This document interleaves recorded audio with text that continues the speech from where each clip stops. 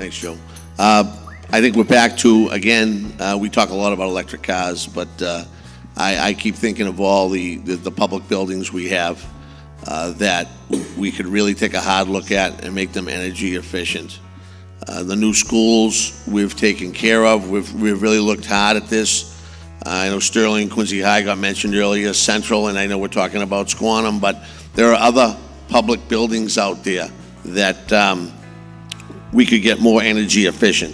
The electric vehicles are great, and I think we should get into the business again with some inspectional services, some health services, just to see how things work out.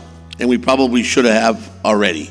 But again, city buildings, get more educated out there to even our own workers and our residents out there in regards to everything that was talked about tonight, recycling and reducing our carbon footprint. What would be your... I guess I'd say that I'm new to politics and I'm new to this whole thing, and I know the wheels of government turn slowly, but you'll hear a lot of, we're going to look at this, and we're voting to looking at this, and what we need to do is, when it comes to climate change, though, is be more proactive. If I was on city council and we were talking about the electric cars, I would remind my fellow councilors that we don't have to follow all the time. We can lead sometimes. Braintree has doubled their fleet since they started their initiative, okay? I would remind them that electric cars, when they run, it's the equivalent of spending $1.40 on gas, and that it would lower GHGs, it would reduce dependency on foreign oil, it would stabilize energy prices and create local jobs. And let's just start doing things. Thank you. Or even a hybrid vehicle. Why do you think that is? Thank you.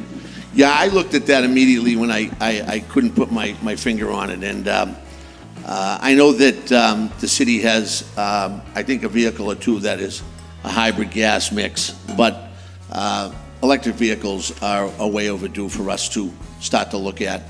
I don't know why. Turn slowly, but you'll hear a lot of, we're going to look at this, and we're voting to looking at this, and it hasn't been pushed forward. It might be a budget issue, but I think it's going to be looked at. And turn slowly, but you'll hear a lot of, we're going to look at this, and we're voting to looking at this, and that I know there's a new garage that's going up in the Hancock lot is going to have the stations to hook up electric cars. So I think that option will be something that you'll see in a lot of the new development.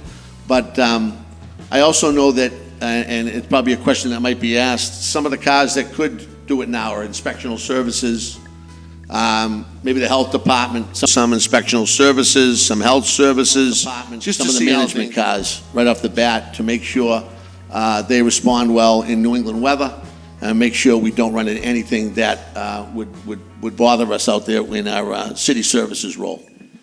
This question came up in 2017 when I ran, and I pushed that night too. Let's just start doing things. Thank you. Nothing's happened. We don't have any electric vehicles. Maybe we have a hybrid or two, but not to my knowledge. There's no urgency. I keep coming back to it. I shouldn't say that. There's a lot of people in the administration that don't really acknowledge the problem. We have pictures of our police officers wading through 6 feet of water on C Street during the flood, but we still don't take this problem urgently. I tell you right now, you need to elect city councilors that care about this. It's not going to happen from the top. It's going to happen from the legislative. Braintree went to an electric fleet or partially electric fleet, and they're saving money. If no other reason, we should be doing this to save money. It's a no-brainer, but there's no urgency because it's not something that they're that interested in. I'm telling you folks, the change has got to come from the legislative side of things. It's not going to come top down.